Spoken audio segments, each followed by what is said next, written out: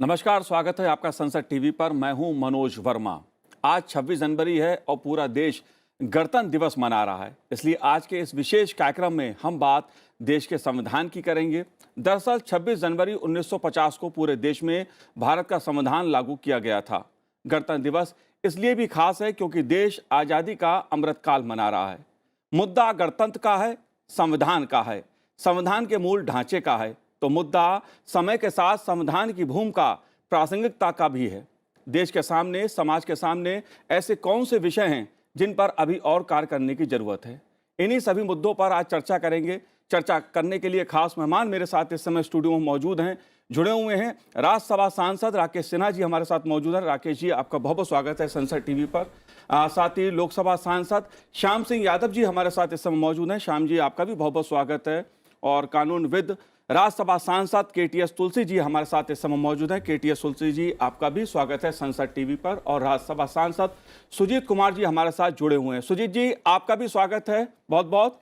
और शुरुआत हम ऐसे मुद्दे से करेंगे जो आखिर हर कोई जानना चाहता है, उस मुद्दे को कि आखिर 75 साल की आज़ादी के बाद कितना खरा उतरा संविधान उम्मीदों पर। ऐसे कौन कौन से मुद्दे हैं जिन पर अभी और कार्य करने की जरूरत है, इन्हीं सब मुद्दों पर चर्चा करेंगे। और शुरुआत केटीएस तुलसी जी मैं आपसे करूंगा, क्योंकि मुद्दा संविधान का है, मुद्दा गणतंत्र का है, गणतंत्र दिवस का है। जाहिर है हर कोई जानना चाहता है कि संविधान कितना उम्मीदों पर खरा उतरा। आप कैसे देखते हैं इस विषय को? मेरे विचार में, मेरे पर्सनल व्यूज़ हैं जी। मेरे विचार में जो भारत का संविधान है, ये दुनिया में सबसे अच्छा संविधान माना जाता है। जी। जो सबसे बड़ी, आज़ाद जब हुआ भारत, तो सबसे बड़ी जो एक ऐसा प्रेशस बात है कि संविधान, अंबेडकर जी कहते थे कि ये डिपेंड करेगा, जब अच्छा संविधान गलत लोगों के हाथ में आ जाए तो वो बिल्कुल बेकार हो जाएगा, और बेकार संविधान भी अगर अच्छे लोगों के हाथ में आ जाए तो वो बहुत कामयाब हो जाएगा। जी। तो ये डिपेंड करता है कि हमने क्या क्या किया। मगर सबसे बड़ी जो चीज़ है वो ये कि भारत में सारी दुनिया की सबसे बड़ी डेमोक्रेसी कायम की, इसी संविधान की वजह से ये कायम हुई। जी। और साउथ ईस्ट एशिया में आप अगर देखें तो एक दो देश रह गए हैं जहाँ पे डेमोक्रेसी है, और जैसे ही 1947, 48, 49 उनको भी तकरीबन उसी वक्त आज़ादी मिली थी और वो खो गए। जी। तो भारत का संविधान एक ऐसा है, मैं तो इसको समझता हूँ कि धर्म ग्रंथ की तरह है। और मेरे को बहुत दर्द होता है जब संविधान में अमेंडमेंट्स की जाती हैं। जी। अमेरिका में 225 साल में मेरे नहीं ख्याल कि 100 से ज़्यादा अमेंडमेंट हुई होंगी, उससे भी कम। जी। मगर भारत में अमेंडमेंट्स ढेर सारी हो गई हैं। जी। अभी मेरे विचार में इसको छोटी मोटी बात के लिए बदलना नहीं चाहिए। कोई भी अमेंडमेंट अगर आप करते हैं तो संविधान जो है वो कहते हैं कि एक पूज्य चीज़ है। जी। तो मैं ये समझता हूँ कि जो सबसे बड़ी अटेनमेंट है भारत की, वो संविधान को के बारे में है।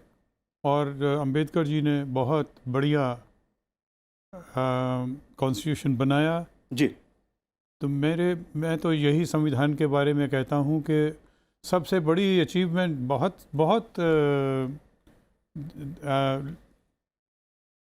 फाइट्स हुई इसके ऊपर कि क्या अमेंडमेंट होनी चाहिए, किस वक्त कौन सी अमेंडमेंट हुई, पॉलिटिकल रीजंस भी थे, मगर हमें छेड़खानी जब जितनी कम हो वो करनी चाहिए। जी बिल्कुल, समय के साथ जरूरत के हिसाब से संविधान में संशोधन भी किए गए, 100 से ज़्यादा संविधान में संशोधन किए गए हैं, लेकिन इसका अधिकार भी संविधान से ही संसद को मिलता है। एक महत्वपूर्ण मुद्दा है, लेकिन मैं श्याम जी आपसे समझना चाहता हूं इस बात को, क्योंकि एक तरफ ये आता है, जैसा KTS तुलसी साहब ने कहा, कि संविधान संशोधन कितना और क्यों और क्या समय की जरूरत है, क्योंकि संविधान संशोधन नहीं होता तो समय के साथ तमाम संशोधन भी और जो लोगों को अधिकार मिले वो भी शायद नहीं मिल पाते। देखिए मनोज जी, डॉक्टर भीमराव अंबेडकर साहब ने, मैंने ये पढ़ा कि तमाम देशों के संविधान को पढ़ करके जो अच्छी अच्छी चीज़ें थी एक निचोड़ के साथ बनाया। तो our constitution is one of the best in the world, no doubt.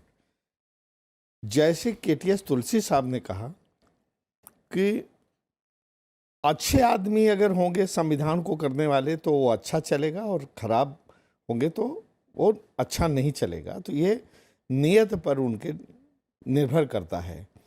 आप देखिए, और जहाँ तक अमेंडमेंट का सवाल है, वो अमेंडमेंट तो चलता रहता है, कहीं न किसी देश में कम होगा, किसी में ज़्यादा होगा, जैसी उसकी परिस्थितियाँ होगी, समय काल के हिसाब से जैसी उस वक्त की ज़रूरत होगी उस तरह से उसका अमेंडमेंट होगा।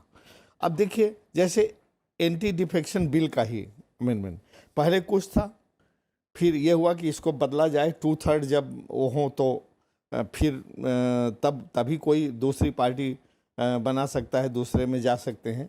लेकिन आदमी जो है वक्त के हिसाब से उसका भी तोड़ निकाल लेता है। तो डाल तो मैं पात।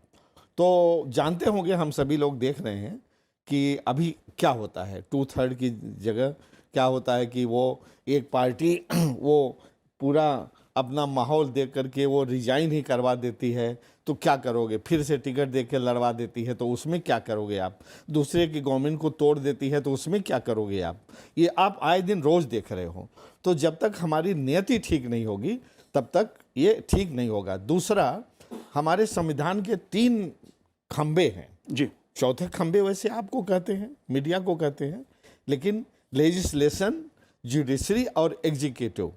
तो जब सब अपना काम ठीक से नहीं करेंगे, आज आप रोज देख रहे हैं कि एग्जीक्यूटिव के सारे मसले उसमें जुडिशरी में जा रहे हैं जी। कहने को तो तीनों इंडिपेंडेंट हैं, अपना अपना वो है, लेकिन इंडिपेंडेंट और बराबर है तीनों। लेकिन जब कोई एक आदमी अपना काम नहीं करेगा तो जिसके पाले में अल्टीमेटली गेंद जाएगी, जो डिसाइड करेगा, तो मेरे हिसाब से तो वही सर्वोच्च है। ये इक्वल नहीं हुए मेरे हिसाब से जी। और जब एक आदमी काम अपना ठीक से नहीं करता है, एक अंग, तो दूसरे अंग उसमें इंटरफियर करने लगते हैं, इंक्रोचमेंट करने लगते हैं। और जब इंक्रोचमेंट करने लगते हैं तो जिसका काम इंक्रोचमेंट करने लगते हैं उसको खराब लगने लगता है, जो आज बहुधा हो रहा है। मतलब सुप्रीम कोर्ट में आप देखते होंगे रोज का रोज हो रहा है जी। इसके अलावा जैसे तीनों इक्वल कहे गए हैं, इंडिपेंडेंट कहे गए हैं, ऐसा मेरे हिसाब से प्रैक्टिकली लगता नहीं है। फिर अब आइए, संविधान में कुछ बातें मूलभूत हैं जिसको फंडामेंटल राइट्स कहते हैं, आजकल उसका बड़ा वो चल रहा है। अब जैसे यहाँ पर जो हमारे जुडिशरी में जजेस का अपॉइंटमेंट है जी, मैं इस मुद्दे पे चर्चा करूंगा क्योंकि ये बहुत महत्वपूर्ण मुद्दा है, क्योंकि सवाल संसद का भी है, जुडिशरी का भी है और इसके संतुलन का भी है, संविधान का भी है। राकेश सिन्हा जी, क्योंकि बात मैं संविधान की कर रहा हूँ, संविधान का जो सफर रहा है इन 75 वर्षों में, जाहिर सी बात है हमारे देश का लोकतंत्र मजबूत हुआ है, नागरिकों को अधिकार मिले हैं, दलित वंचितों को अधिकार इस संविधान से मिले हैं। आप इस सफर को कैसे देखते हैं और ऐसे कौन कौन से ऐसे मुद्दे हैं जिन पर अभी कार्य करने की आप जरूरत महसूस करते हैं? देखिए, पहली बात देखना पड़ेगा कि जो भारत का संविधान बना जी, तो संविधान सभा का जो विमर्श है वो दुनिया के किसी भी विमर्श से ज़्यादा महत्वपूर्ण है। जिस तरह से तीव्रता के साथ छोटे छोटे मुद्दे पर विमर्श हुआ, मैं एक उसका उदाहरण देता हूँ। संविधान सभा में भगवान के नाम पर यानी गॉड के नाम पर भी विमर्श हुआ कि संविधान में गॉड शब्द को रखा जाए या ना रखा जाए। जब इसको एच.वी. कामत लेकर आए जो खुद समाजवादी थे और शिवल लाल सक्सेना ने समर्थन किया, तो पूर्णिमा बनर्जी ने अपील की थी, वो संविधान सभा के सदस्य थे, कि आप भगवान के नाम पर हम सबको एम्बैरेसिंग सिचुएशन मत लाइए। वोटिंग, अंत में वोटिंग हुआ, 41 लोग उसके समर्थन में थे, 68 लोगों ने इसको रिजेक्ट किया। यह दिखाता है कि संविधान बनाते समय हमने उन सभी छोटे छोटे सूक्ष्म मुद्दों को ध्यान में रखा। लेकिन एक जो बहुत महत्वपूर्ण बात है कि कोई भी जीवंत समाज एक स्थिर कोड ऑफ कंडक्ट से नहीं चल सकता है। जीवंत समाज की आने वाली पीढ़ियों की अपनी आवश्यकता, अपनी इच्छाएं, एस्पिरेशंस और उनकी नेसेसिटी जी, और नई सामाजिक ताकतें, नई आर्थिक ताकतें, जब नई सोशियो इकोनॉमिक फोर्सेज इमर्ज करती हैं तो उनके एस्पिरेशंस को किसी बंद पुस्तक के आधार पर नहीं की जा सकती हैं। दूसरी जो महत्वपूर्ण बात है कि भारत में जो विविधता है, डाइवर्सिटीज है, तो संविधान जो बना, संविधान के बनने पर भी एक डिबेट चला। मैं राज्यसभा के पहले ही दिन कम्युनिस्ट पार्टी के एस.एन. बनर्जी ने कहा कि this was friend by the fake representative. Fake यानी कि ऐसे लोगों ने बनाया जो कि मूल रूप से लोगों को प्रेजेंट नहीं करते थे जी। लेकिन उसको जवाब दिया लोगों ने कि यह जेन्युइन रिप्रेजेंटेटिव के द्वारा बनाया गया था, चूंकि कंसर्न था लोगों के प्रति। लेकिन जो एक महत्वपूर्ण बात है कि constitution from above and constitution from below, जब संविधान बना तो निश्चित रूप से लोग की अखिल भारतीय नज़र थी, विविधता पर नज़र थी, समाज के हाशिए के लोगों पर नज़र थी। लेकिन जो लोग नीचे से उभर कर आए, उनको लिटरेसी आई, उनकी आवाज़ आई, उनके डिमांड्स आए, तो संविधान उनको एड्रेस करता है। इसीलिए संविधान में संशोधन की आवश्यकता पड़ती है और इसी संशोधन के कारण हमारी इस लोकतांत्रिक संविधान की फ्लेक्सिबिलिटी, लचीलेपन के कारण आज एकता बनी रहती है। जी। कभी कभी लचीलापन नहीं होने के कारण एकता पर आघात होता है। आज हर वर्ग को, चाहे वर्ग छोटा हो, चाहे सामाजिक वर्ग हो कि आर्थिक वर्ग हो, उसको यह उम्मीद है कि उसकी जो एस्पिरेशन है, यदि उसको लगता है कि संविधान में एड्रेस नहीं किया गया है तो एड्रेस करने की संभावना है। इसलिए मैं संशोधन को आवश्यक मानता हूं। लेकिन एक जो महत्वपूर्ण मुझे लगा कि भारत के संविधान की 75 वर्ष की यात्रा में जो सबसे महत्वपूर्ण पड़ाव है कि गणतंत्र, वी द पीपुल, हम भारत के लोग, जो हमने one nation one people constitute किया, वह एक ऐसा विषय है जिस पर लोगों, पॉलिटिकल पार्टीज में एक सहमति नहीं बन पा रही है। तो मुझे लगता है कि संविधान का टकराव जुडिशरी, एग्जीक्यूटिव, लेजिस्लेचर से नहीं होकर पार्टी सिस्टम से चल रहा है। पार्टी सिस्टम में जो डोमिनेंट क्लास है, जो डोमिनेंट वर्ग रहा है, वो संविधान को एक ऐसी पुस्तक मानता था कि उसकी इच्छा से संविधान चलेगा, जो लगभग 60-70 साल तक, 60 साल तक चलता रहा है। इसी कारण से आपातकाल में वो स्थिति पैदा हुई। जो एक छोटी सी बात मनोज जी इसमें जोड़ना चाहता हूँ कि गणतंत्र का तात्पर्य होता है कि संविधान से एक सामान्य व्यक्ति जुड़े। उसका मैं एक उदाहरण देता हूँ। इसी संविधान के तहत पद्म अवार्ड दिया जाता है। संविधान ने कहा कि हम किसी को टाइटल नहीं देंगे, जैसे राय बहादुर, खान बहादुर, ये टाइटल राय साहब मिलता था अंग्रेजों में, हम सम्मान देंगे।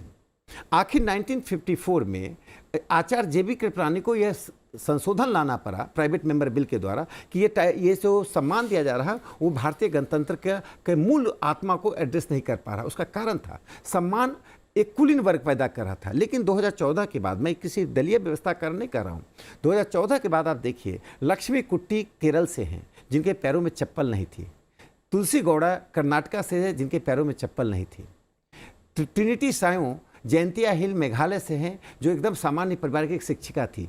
ऐसे लोगों को पद्म अवार्ड दिया गया है। यानी कि संविधान में लचीलेपन का एक लाभ यह होता है कि गणतंत्र को हम प्रगतिशील तरीके से उसका विस्तार करते रहते हैं। इससे मुझे लगता है कि भारत का संविधान, जो जैसा के.टी. तुलसी जी ने कहा है कि एक बहुत ही सर्वोत्तम है, और उसी सर्वोत्तम होने का एक लाभ हम रहा है कि देश की यूनिटी और इंटीग्रिटी का भी एक बड़ा कारण है।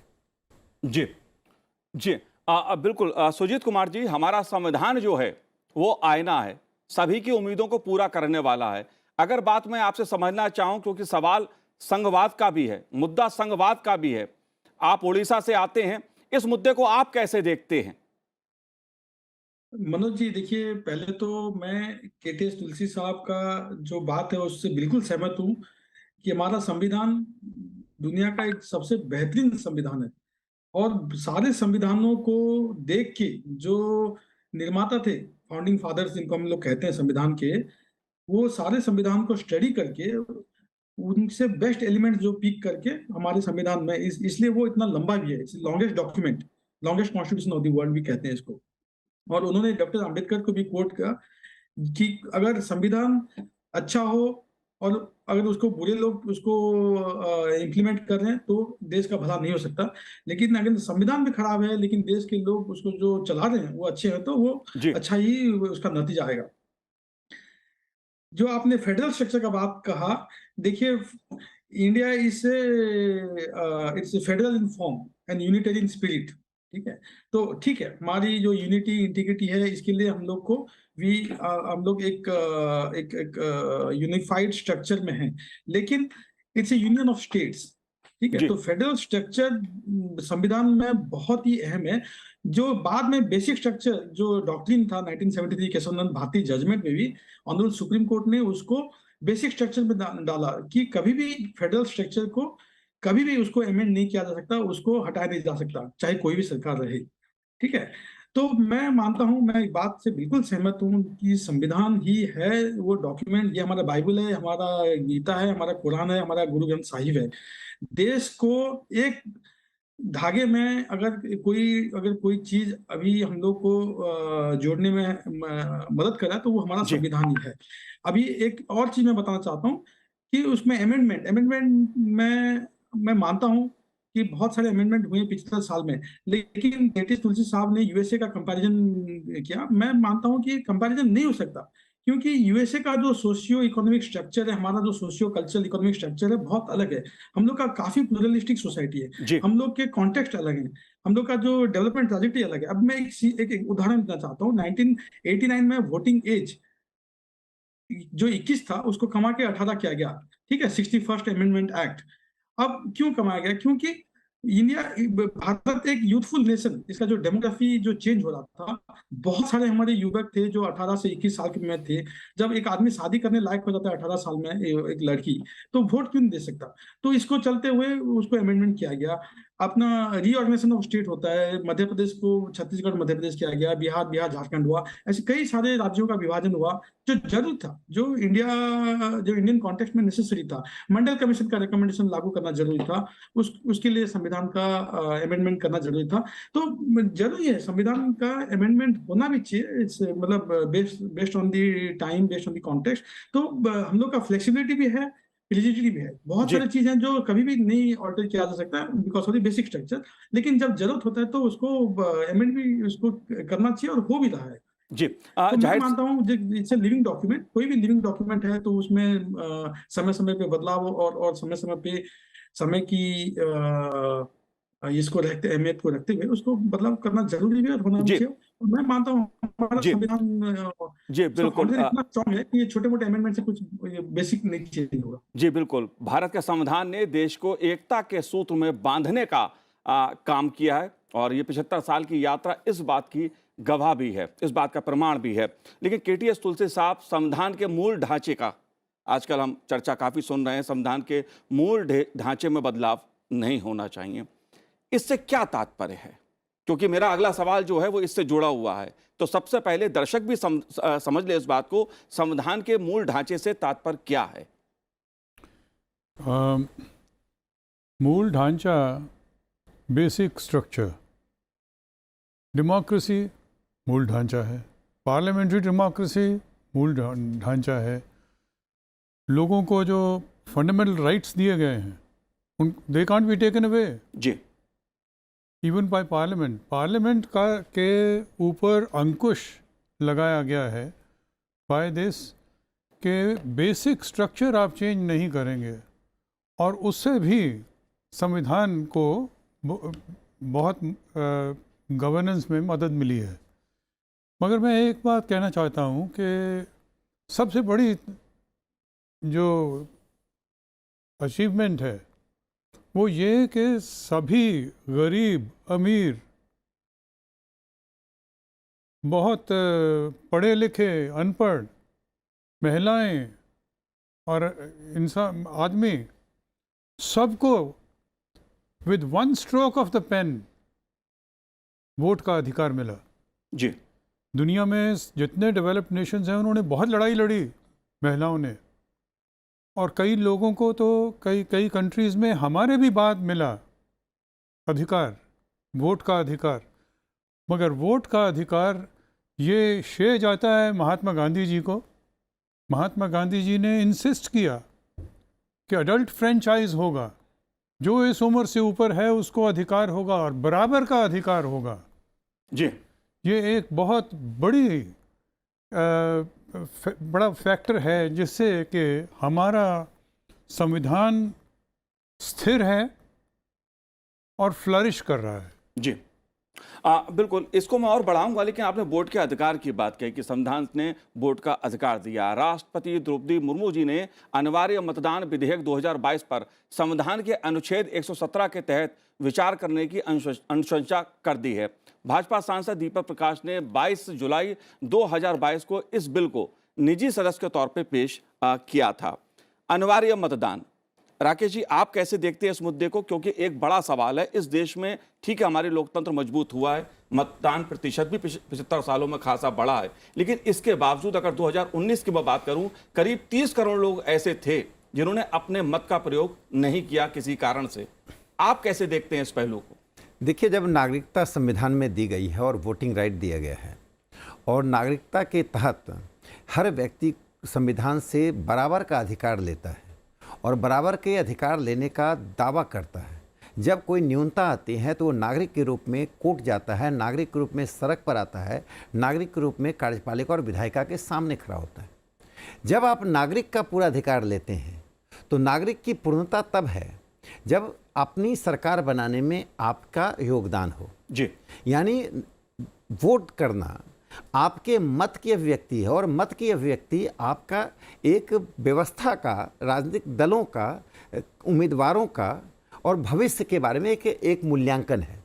यदि उस अपने आप को स्वयं आप वंचित रखते हैं तो स्वयं आपका वंचित रहना व्यक्तिगत नहीं है, आप उस व्यवस्था में वो न्यूनता पैदा करते हैं जिस न्यूनता के लिए शेष नागरिक जो वोट देते हैं जिम्मेदार नहीं है। इससे मुझे लगता है कि जो कंपलसरी वोटिंग का है उसको रखना चाहिए। उसमें एक, मान लीजिए कोई कह सकता है कि हम निम्न उम्मीदवारों में किसी को पसंद नहीं करते हैं, तो नोटा का भी एक प्रोविज़न है, नॉट जो सुटेबल नहीं है उसके लिए आप करते हैं, लेकिन वोट मतदान केंद्र पर जाना हर नागरिक का एक अनिवार्य हिस्सा होना चाहिए, एक धर्म है। लेकिन जो एक महत्वपूर्ण बात मैं यहाँ कहना चाहता हूँ, देखिए भारत के संविधान के बारे में, ये तो एक डिबेटेबल पॉइंट है, बहुत लोग कह सकते हैं लोकतंत्र में अधिकार होना चाहिए मतदान तक नहीं जाने का, और यह भी उनके अपने तर्क हो सकते, लेकिन जो एक महत्वपूर्ण बात है कि भारत के संविधान ने ईमानदारी से लोकतांत्रिक मूल्यों को लागू किया है, समानता का। देखिए, समानता का भाव तब आता है जब उस समानता के भाव को जो लोग विशेष का कोई दर्जा नहीं रहता है।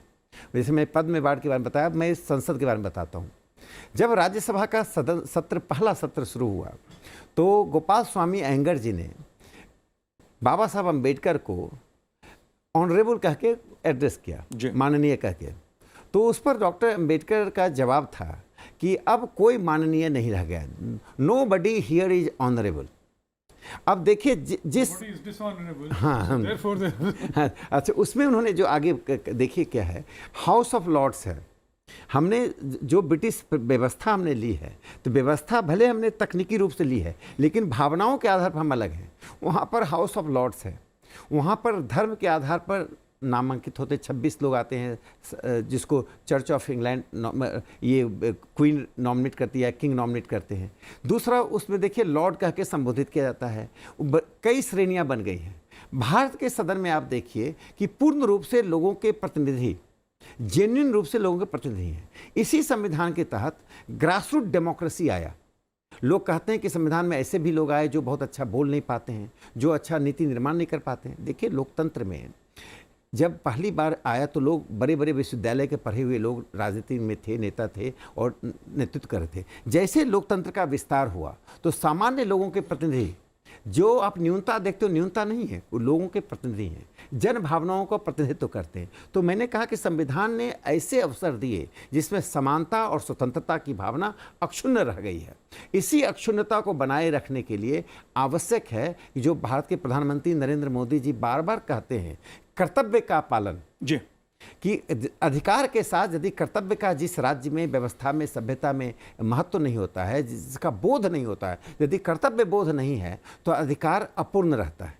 तो ये जो आपने एक बात उठाई कि कंपल्सरी वोटिंग का, वो मूलतः कर्तव्य बोध है। जी बिल्कुल ये बात भी है कि संविधान में अगर अधिकार की बात है तो कर्तव्य की भी बात है, उस पर भी काफी जोर दिया गया है। और जो कर्तव्य पथ है वो शायद इस बात का एहसास कराएगा कि हमें अपने कर्तव्यों से वंचित नहीं होना। श्याम जी, मैं इस जो कंपल्सरी वोटिंग वाला मुद्दा है जी, ये मुद्दा इसके साथ साथ एक और जोड़ा है, जो घरेलू प्रवासी मतदाता बनने चाहिए, जो लोग अपने काम के सिलसिले में दूसरे राज्य में, दूसरे शहरों में जाते हैं, उनको वोट का भी अधिकार मिल सके, इस पहलू को भी आप कैसे देखते हैं? क्योंकि मुद्दा वोट का है, मुद्दा इस देश के गणतंत्र का है। मैं दोनों बातों पर बोलता हूं।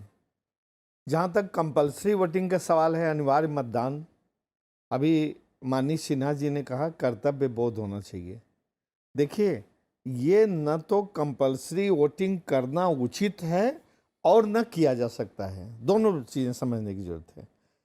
क्या होता है, जो वोटिंग का अधिकार है उसको दिया गया है, उसको इतना मोरल सेंस होना चाहिए, उसकी मोरल ड्यूटी होनी चाहिए कि वो समय निकाल करके वोट देने जाए और ज़रूर जाए।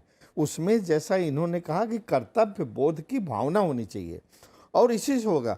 आप एकदम अनिवार्य करके सबको वोट दिला दें कि आपके रिसोर्सेज भी नहीं है, जो कहीं दूर दूर पड़ा है। क्या सरकार के पास अभी तो रिसोर्सेज नहीं है, तो क्या सबको वो अपने घर से या कहीं भी वो अवेलेबल है, नहीं वोट देना चाहता, क्या मीन्स अपनाएगी जो सबको ले आकर के बूथ पर वोट देगी, दिलाएगी? और सबको मान लीजिए जबरदस्ती ले भी आते हैं, वो नहीं वोट देता, तो आप क्या करेंगे? जबरदस्ती कैसे वोट देंगे? जी, किया नहीं जा सकता जी।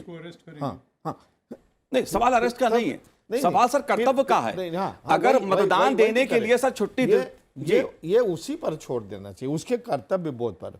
और एक कैसे आएगा, जैसे अब कोई संविधान है, संविधान बहुत खूबसूरत है, एक रथ है, रथ बहुत खूबसूरत है, लेकिन उसको चलाने वाला जो घोड़ा है अगर बिगड़ैल है तो रथ ठीक नहीं चलेगा, मतलब कूदेगा, इधर चलेगा, उधर चलेगा।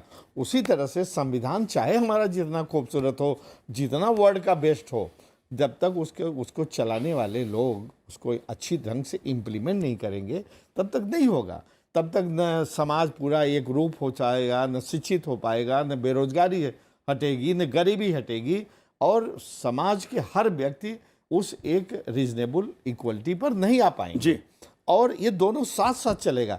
ऐसा नहीं कि पहले बैठ करके बहुत अच्छा संविधान लिख दो तो ये सब चीज़ें दूर हो जाएंगी। अगर इतने से ही होता तो बहुत खूबसूरत इससे भी हो सकता है कि अच्छा संविधान एक लिखा जा सके, लिख दीजिए साल में, 2 साल, 4 साल में, बहुत। वो दोनों साथ साथ चलते हैं, संविधान और संविधान को चलाने वाले लोग कैसा उसको इम्प्लीमेंट करते हैं। दूसरी बात जो आपने कहा कि जो अपने एक स्टेट के लोग दूसरे स्टेट में गए हैं, चाहे नौकरी में के लिए गए हैं किसी से, तो ये तो बहुत जायज़ सी बात है कि उनको अपने स्टेट में जो अगर वोटिंग हो रही है वहाँ पर अधिकार होना चाहिए, और वो है भी, वो तो ऑलरेडी पहले से ही वो है जी। नहीं, दूसरे राज्य में अगर वो जाते हैं तो वहां पर वो कैसे दे सकते हैं? क्योंकि उनको अपने राज्य में ही जाके वोट देना पड़ेगा, जहाँ के वो रहने वाले हैं। नहीं, ये तो वो अभी मंगाते हैं ना डाक से, उनको वो इसको पोस्टल बैलेट बोलते हैं, वो तो ऑलरेडी है, लेकिन वो उतना अभी इफेक्टिव नहीं है। ढेर सारे लोग नहीं सर्विस क्लास के लिए नहीं मंगाते जी। जी, आम नागरिक को अधिकार मिले, सभी के लिए कर देना चाहिए जी। Service class. बिल्कुल, लेकिन सुजीत जी, मैं इस मुद्दे को आपसे समझना चाहता हूं, क्योंकि अनिवार्य मतदान की अगर बात है, कर्तव्य बोध की बात है। श्याम जी ने जैसा कहा कि अनिवार्य नहीं करना चाहिए, लेकिन बहुत लोग माने अनिवार्य करना चाहिए, क्योंकि अगर वोट देने के लिए अगर उस दिन सरकार मौका देती है, व्यवस्था की गई है कि आप वोट डालिए, और उसके लिए ऑफिस भी बंद रहते हैं, लेकिन लोग वोट नहीं डालते हैं, बड़े दुखी उससे मुझे कहना पड़ता है कि कुछ लोग कहीं और चले जाते हैं, घूमने चले जाते हैं, वोट देने नहीं जाते हैं। ऐसे लोगों का क्या क्या करा जाए? क्योंकि सवाल कर्तव्य बोध का भी है। देखिए मनोज जी, जो कंपल्सरी वोटिंग है, ऐसे कंसेप्ट बहुत अच्छा है, लेकिन जैसे यादव जी ने कहा, ये इम्प्लीमेंटेबल नहीं है। अब कैसे इम्प्लीमेंट करेंगे इतने कॉम्प्लेक्स कंट्री में? हम लोग का इतना ये है, डाइवर्सिटी है, इसमें हम इम्प्लीमेंट नहीं कर सकते। ठीक है, बहुत अच्छा कंसेप्ट है। ठीक है, इनफैक्ट जैसे तुलसी साहब ने बताया है, संविधान सभा में यूनिवर्सल एडल्ट फ्रेंचाइज को लेके काफी बहस हुआ, और हम लोग एक major, I think the first major democracy है जहां पे universal adult franchise from day one लागू हो गया। ठीक है, तो ये देखिए, ये लोगों का जैसे कर्तव्य बोध होगा, और उन एजुकेशन की जरूरत है। लोग को समझना चाहिए कि ये एक उनका अधिकार है, ये इसको गंवाना नहीं चाहिए। तो मेरे मेरे ख्याल से इसको कंपलसरी वोटिंग नहीं लगा के, इसको अवेयरनेस और एजुकेशन से ही लोगों को अपना कर्तव्य का बोध करवाना पड़ेगा। ठीक है, और जो दूसरा जो ये मुद्दा था, जो अपना इसका जी। भूल जा रहा हूँ, आपने जो दूसरा कुछ पूछा था मेरे जो को, मनोज जी। घरेलू कामगार होते हैं, जो घरेलू प्रवासी हैं, उनका भी सवाल है वोटिंग का। आपका आवाज नहीं आ रहा मनोज जी, जी। जो आप सर सुन मनोज जी, जी, हाँ अभी सुन पा रहा हूँ, जो अभी सुन पा रहा हूँ। घरेलू प्रवासी हैं, उनको भी वोट का हाँ, अधिकार देने का सवाल बिल्कुल है। बिल्कुल बिल्कुल बिल्कुल, देखिए ये तो उनका हक है। अभी जैसे पोस्टल बैलेट, ये only for working class, service class है, जो सरकारी नौकरी में है उनके लिए अवेलेबल है। तो जो लोग माइग्रेंट लेबर है, जैसे उड़ीसा एक माइग्रेशन प्रोन स्टेट है, उड़ीसा से बहुत लोग जाते हैं गुजरात, तेलंगाना, महाराष्ट्र काम करने के लिए। ठीक है, तो एक दिन की छुट्टी मिलेगी वोटिंग के लिए, तो अब कैसे संभव है वो लोग एक दिन में सूरत से उड़ीसा आएंगे, वोट देके फिर वापस जाएंगे? पॉसिबल ही नहीं है ना, ये जी, संभव ही नहीं है। तो उनका जो हक है, उनका जो अधिकार है, वोट देने का हक उनको भी है। जो लोग सर्विस क्लास हैं, उन्हीं को क्यों मिलना चाहिए? तो मैं बिल्कुल सहमत हूँ इस बात से, और मैं सोचता हूँ कि ये बहुत ही अच्छा एक स्टेप है, टू जो वोटिंग राइट्स फॉर ऑल जो प्रवासी लोग हैं उनको देना चाहिए, और मैं इससे बिल्कुल सहमत हूँ। जी, बिल्कुल, जी, ये इसी में मैं जोड़ दूं, जैसे आप बोल रहे हैं कि एक राज्य से दूसरे राज्य में काम करने वाले लोग गए, तो सरकार कहाँ तक, जब तक वो अपने हक के लिए वोट देने के लिए खुद नहीं सचेत होंगे, इच्छुक होंगे, जानकारी रखेंगे, तब तक सरकार कैसे पता करेगी कि ये इस समय यहाँ काम कर रहा है, अभी यहाँ से वहाँ चला गया, यहाँ से वहाँ चला गया, उसको कहाँ बैलेट पेपर भेजना है, क्या करना है? नो, जब तक वो अपने हक के प्रति सचेत नहीं होंगे तब तक ये नहीं हो पाएगा। होना चाहिए जी, लेकिन एट द सेम टाइम ये भी होना चाहिए कि उसको इतनी जानकारी हो, उसकी उतनी चेतना हो कि वो अपना बैलेट पेपर मंगवावे, अपना वोट देने में अपनी रुचि रखे। जी। सुजीत जी, एक महत्वपूर्ण विषय और है, संविधान के मूल ढांचे से जुड़ा ये विषय है जिसकी चर्चा खासी हो रही है, लेकिन मेरा सवाल आपसे ये है, क्योंकि सवाल संसद का है, संसद के बनाए कानून को किसी और संस्था द्वारा अमान्य किया जाना कितना उचित है? इस मुद्दे को आप कैसे देखते हैं, क्योंकि यह सवाल संसद की संप्रभुता का भी है।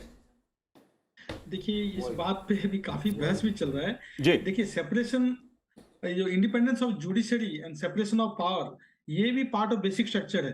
ठीक है, इंडिपेंडेंस ऑफ जुडिशरी, लेकिन ये हमारा एकमात्र देश है जहां पे जो जजेस अपॉइंट जजेस, ये कहीं पे भी नहीं है, दुनिया में कहीं पे नहीं है। तो मैं पूर्ण समर्थन करता हूँ एनजेएससी एक्ट में। आ रहा हूँ आपका जो जी, बेसिक स्ट्रक्चर का जो जी, बात हो रहा है उसमें, जो जो इसको कहीं ना कहीं मेरे ख्याल से honourable supreme court has misread that executive और लेजिस्लेचर का पावर बढ़ जाएगा, देयर इंटरफेरेंस बढ़ जाएगा जजेस अपॉइंटमेंट में, which will hamper the independence of judiciary. ठीक है, एक सोवरेन पावर है, we the people, we the people, ये हम लोग, वी जो पार्लियामेंट है, parliament is represents the will of people of India. तो जब लोग वोट देके हम लोग को पार्लियामेंट में भेजते हैं, जी, तो मेरे ख्याल से इसमें दूसरा कोई पिलर का इंटरफेरेंस नहीं होना चाहिए, बिकॉज मेरे ख्याल से this is an attack on the sovereignty of the parliament, this is an attack on the sovereignty of the will of the people of India. जी, ठीक है, constitution is supreme, parliament is not supreme. मैं कभी नहीं मानता हूँ कि parliament is supreme है, क्योंकि पार्लियामेंट के ऊपर कॉन्स्टिट्यूशन है। लेकिन कहीं ना कहीं मुझे लग रहा है जो जुडिशियल इंटरफेरेंस बढ़ रहा है on the working of the parliament, जो मेरे ख्याल से it's not good for democracy in the name, मतलब बेसिक स्ट्रक्चर के नाम पे, इंडिपेंडेंस ऑफ जुडिशरी के नाम पे मेरे को लग रहा है कि जुडिशरी का इंटरफेरेंस काफी बढ़ गया है, जिसको मेरे ख्याल से सेल्फ करेक्शन की जरूरत है, क्योंकि supreme court final interpreter of the constitution है, तो सुप्रीम कोर्ट जो इंटरप्रेट करेगा वही that will become the law of the land. ठीक है, जी। तो उनको मेरे ख्याल से सेल्फ करेक्ट करना पड़ेगा, अदरवाइज ये देखिए एक बहुत ही अनहेल्दी प्रेसिडेंट बन जाएगा, और लोग ऐसे दिन आएगा, एक दिन ऐसा भी आ सकता है जब लोग मानने के लिए इनकार कर देंगे सुप्रीम कोर्ट के जजमेंट्स को। अगर सुप्रीम कोर्ट अपने आप, सब तीनों इंस्टीट्यूशन फॉर दैट मैटर, अपने अपने दायरे में रहेंगे, तभी जाके हमारा जो गणतंत्र है ये बढ़ पाएगा, और आगे हेल्दी एक डेमोक्रेसी के लिए जो जुडिशियल एक्टिविज्म एक एक लिमिट तक ठीक है, उसके बाद फिर वो इंटरफेरेंस इन अदर इंस्टीट्यूशन बन जाता है। तो मैं बिल्कुल इस बात से सहमत हूँ कि सुप्रीम कोर्ट अपना दायरा क्रॉस ना करके पार्लियामेंट जी। सोवरेनिटी और will of the people of India का जो रिगार्ड्स और रेस्पेक्ट करना चाहिए, वो कहीं ना कहीं नहीं हो रहा है, तो इसको करना चाहिए। जी। केटीएस तुलसी साहब, आप इस मुद्दे को कैसे देखते हैं, क्योंकि न्यायपालिका की तरफ से तमाम तरह के कुछ ऐसे वक्तव्य, कुछ ऐसे सवाल, कुछ ऐसे मुद्दे उठ के सामने आ रहे हैं या विचार सामने आ रहे हैं कि संविधान के मूल ढांचे में बदलाव ना किया जाए। आपने उसकी व्याख्या की कि संविधान का मूल ढांचा है क्या। सवाल एक ये भी है कि संसद में जो जनप्रतिनिधि हैं वो चुनकर आते हैं, जनता चुनती है। संसद को भी संविधान ने शक्तियां दी हैं संशोधन की, कानून बनाने की। आप इस पहलू को कैसे देखते हैं कि संसद कोई कानून बनाए, उसे कोई दूसरी संस्था रद्द कर दे उस कानून को, ये दूसरी और संस्था संसद नहीं के है। दोनों सदनों से पास हुआ वो कानून। ये दूसरी संस्था नहीं है। जी। जो भारत की न्यायपालिका है ये कोई दूसरी संसद नहीं है। ये दायित्व है, ये काम असाइन किया गया है कॉन्स्टिट्यूशन में न्यायपालिका को, कि सुप्रीम कोर्ट और हाई कोर्ट को ये अधिकार है कि ये देखें जो कानून बना है, जिसको चैलेंज किया गया है, वो केंद्र के दायरे में आता है कि नहीं आता। वो अगर आता है तो कोई उल्लंघना तो नहीं हो रही संविधान की। तो ये एक न्यायपालिका, ये चैरियट के पहिए हैं, और आप एक को निकाल के फेंक नहीं सकते हैं। जी। गाड़ी नहीं चलेगी। गाड़ी तब चलेगी जब जो अधिकार दिया गया है, स्पेसिफिकली अधिकार दिया गया है न्यायपालिका को कि वो देखे कि कानून संविधान के मुताबिक हैं या संविधान का उल्लंघन किया है कोई। अगर संविधान का उल्लंघन किया है पार्लियामेंट ने भी, तो वो ये कहते हैं कि ये उल्लंघन है, इसीलिए स्ट्राइक डाउन हो जाएगा। संविधान की वजह से होगा, मगर ये नहीं कि न्यायपालिका अपने आप से पैसा। मगर ये है कि न्यायपालिका पिछले 10 साल 12 साल से ये देख रहे हैं कि सेपरेशन ऑफ पावर्स जो है संविधान में, उसकी उल्लंघना शायद हो रही है, क्योंकि वो एग्जीक्यूटिव का जो काम है उसको अपने ऊपर ले रहे हैं।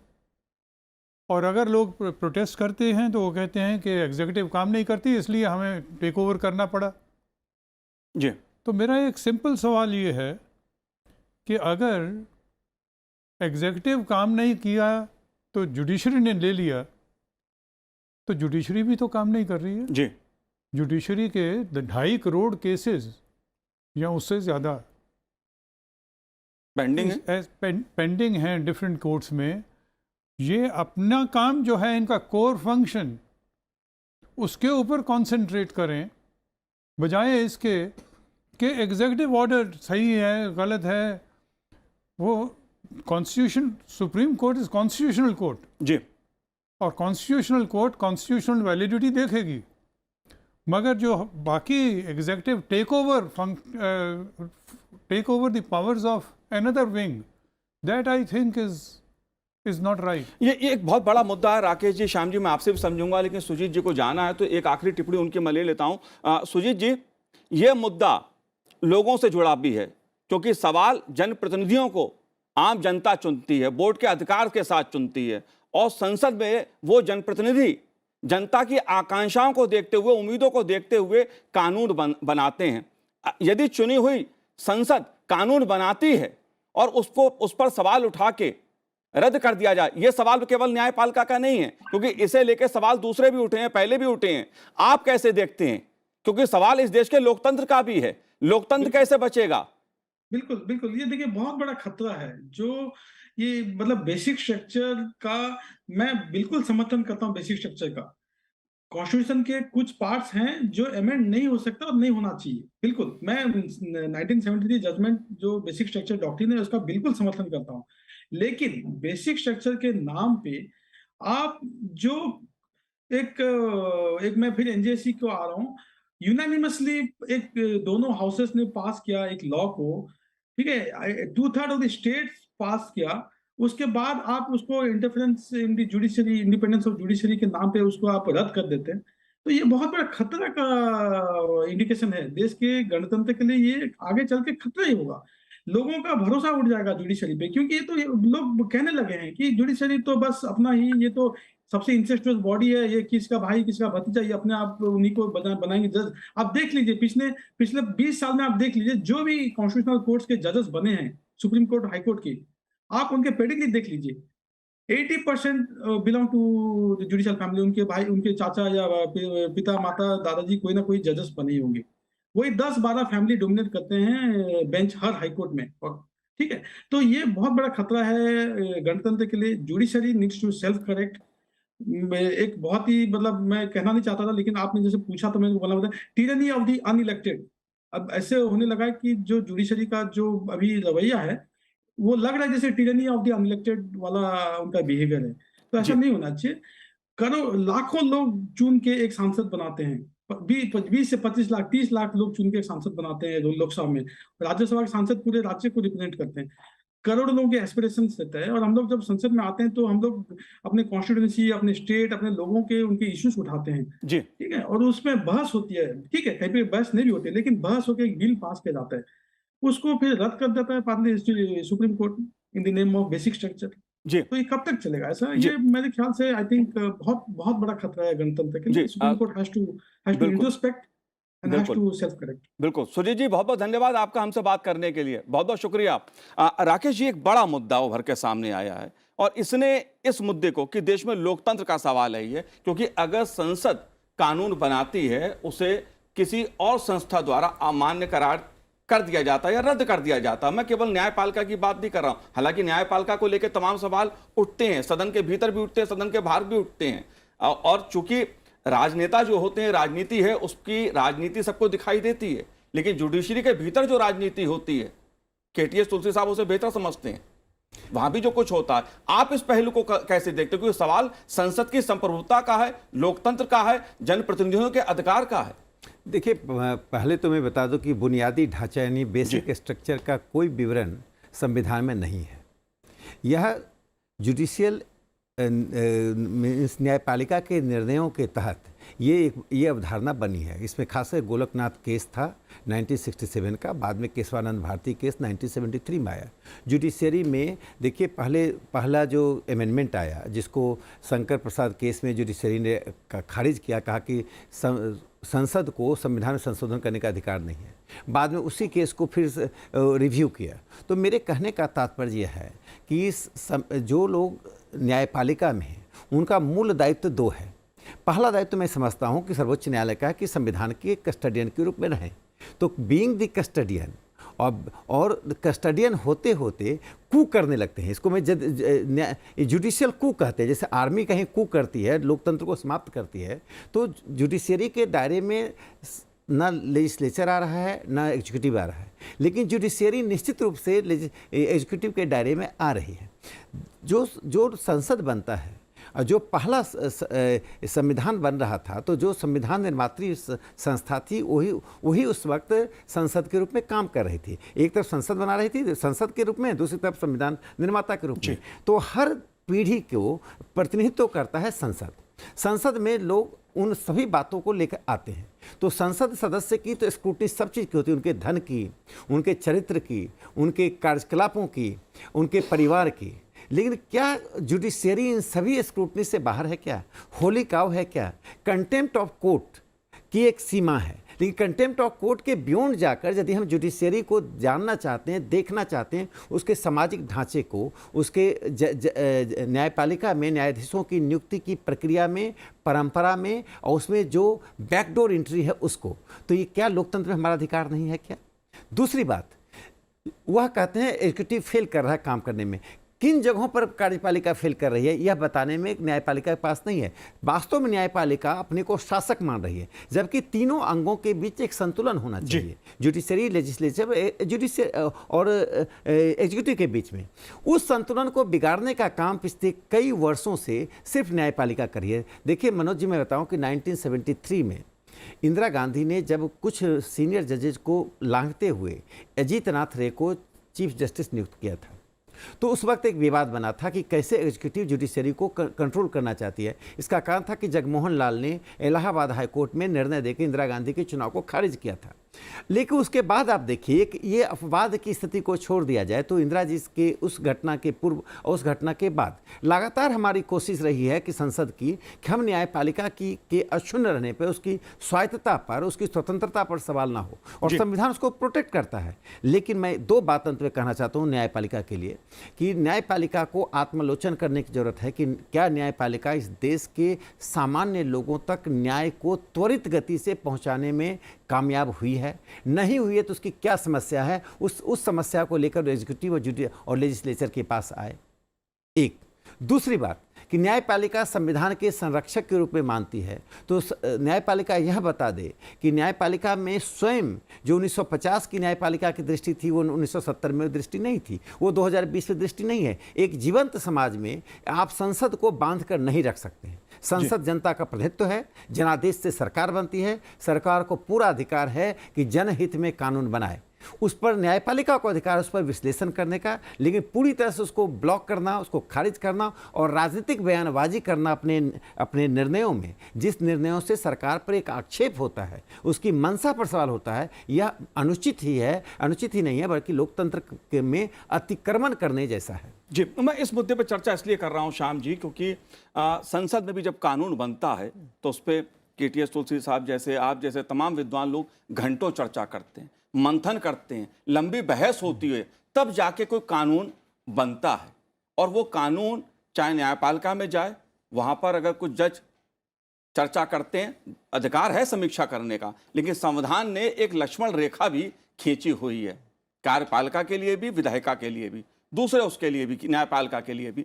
आप कैसे देखते हैं इस मुद्दे को, क्योंकि मुद्दा बहुत महत्वपूर्ण है। देखिए, सचमुच ये आज का बहुत बड़ा बर्निंग टॉपिक है।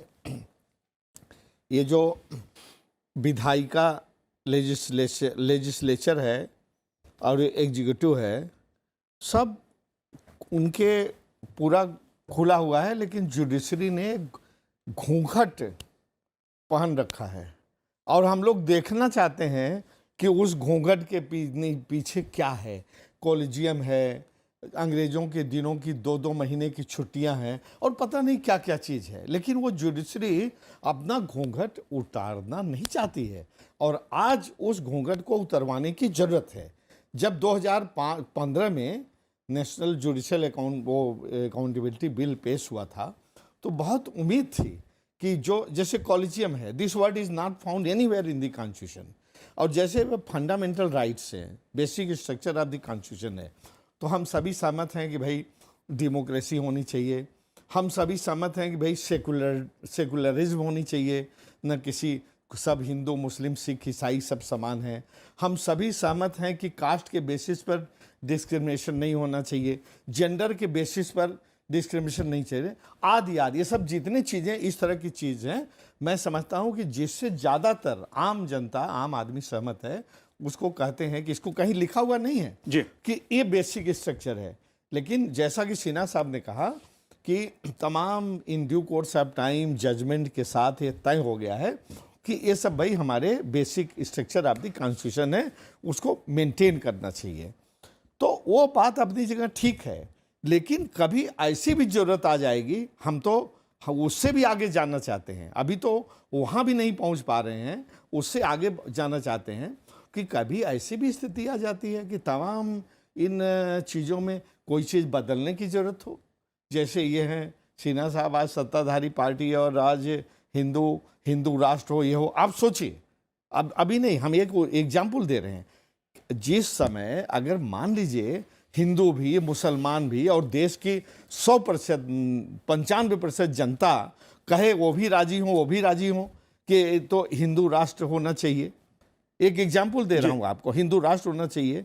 मुस्लिम भी अगर तैयार हो जाएं तो क्या आप उसको बेसिक स्ट्रक्चर मान करके वहीं अटके रहेंगे कि उसको कर देंगे अगर हमारी संसद पास करती है? और दूसरी चीज, संसद में इतना लोग पढ़े लिखे आते हैं, इतना वो करते हैं, किसी बिल को, किसी एक्ट को पास करते हैं तो देखिए सिंगल बेंच है, डबल बेंच है, ट्रिपल बेंच है। हमने आज तक 13 मेंबर बेंच ये सब सुना है।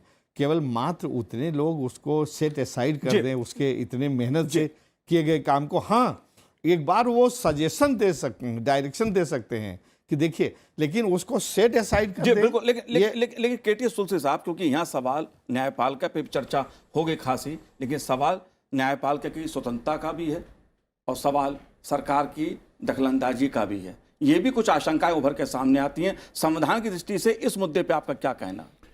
मैं समझता हूँ कि न्यायपालिका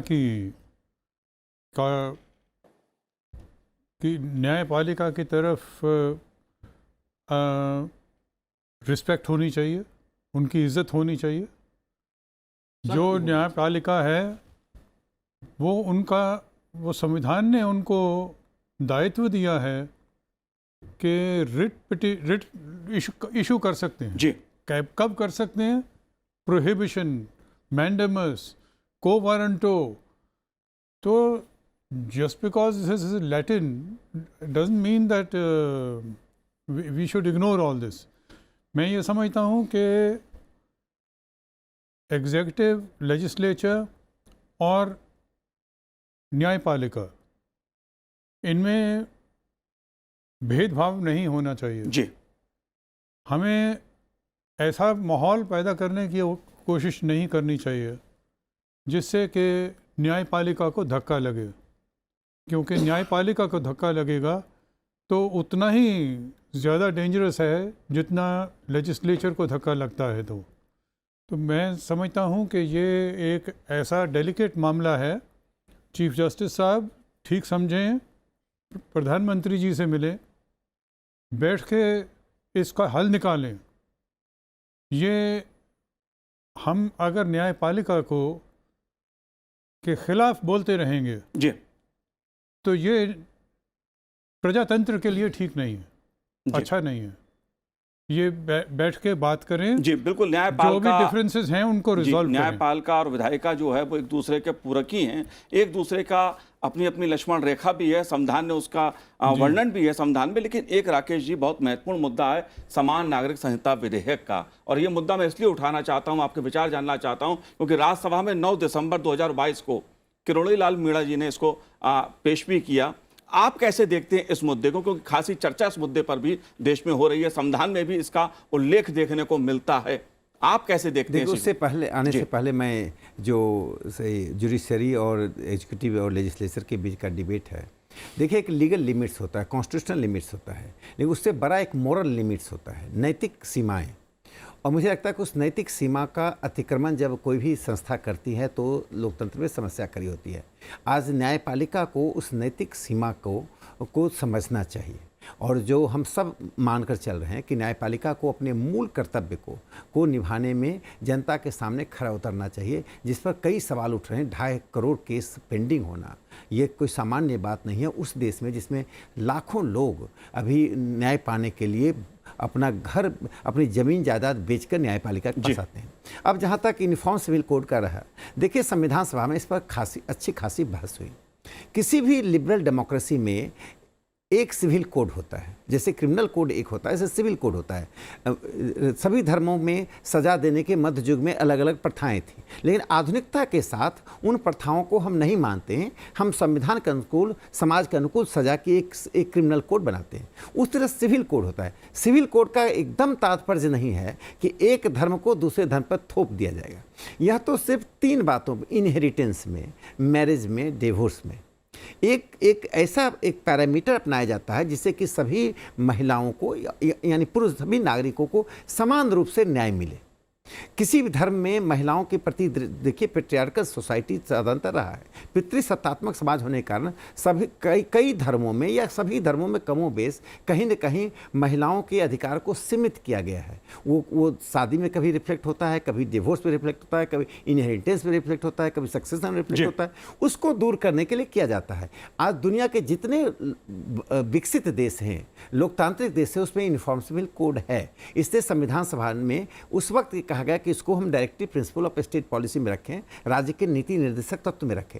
लेकिन इतने दशकों के बाद भी कि समाज तैयार हो, तो समाज तो तब तक तैयार नहीं होगा जब तक कि आप कदम नहीं बढ़ाएंगे। इसका उदाहरण देता हूं कि सती प्रथा थी, सती प्रथा पर या विधवा विवाह था।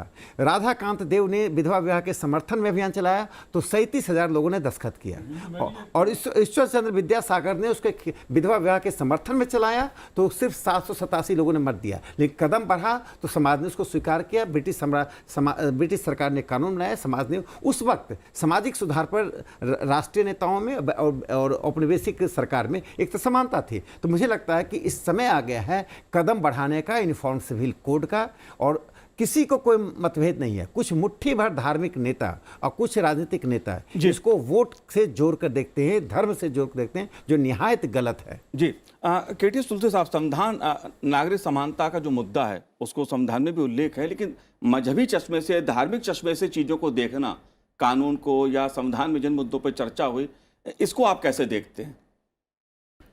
मैं पहले यूनिफॉर्म सिविल कोड के बारे में कुछ कहना चाहता हूँ। यूनिफॉर्म सिविल कोड के मैं पर्सनली हक में हूँ। जी। इसलिए नहीं कि कोई किसी भी धर्म से है, ये जेंडर इशू है। जो महिलाएं हैं वो किसी भी धर्म से हों, उनके खिलाफ आप डिस्क्रिमिनेशन नहीं कर सकते on the ground of religion, on the ground of sex, that male only will be taken etc. तो यूनिफॉर्म सिविल कोड अगर बनाना है तो मुस्लिम समाज को आगे आना चाहिए, पर्टिकुलरली जो उनकी महिलाएं हैं उनको आगे आना चाहिए, उनको एक एजिटेशन करना चाहिए, और सरकार तैयार है बनाने के लिए जी, मगर उनकी सर्वसम्मति से होना चाहिए। जी बिल्कुल, सवाल किसी धर्म या मजहब का नहीं है बल्कि संविधान का है। इसलिए गणतंत्र में संविधान के जरिए ही भारत का लोकतंत्र मजबूत होता गया है, क्योंकि संविधान में सबकी आस्था है, गणतंत्र की आस्था है। आप तीनों ने इस कार्यक्रम में भाग लिया, बहुत बहुत शुक्रिया, बहुत बहुत धन्यवाद संसद टीवी से बात करने के लिए। तो आज इस कार्यक्रम में इतना ही, मुझे दीजिए आज्ञा, नमस्कार।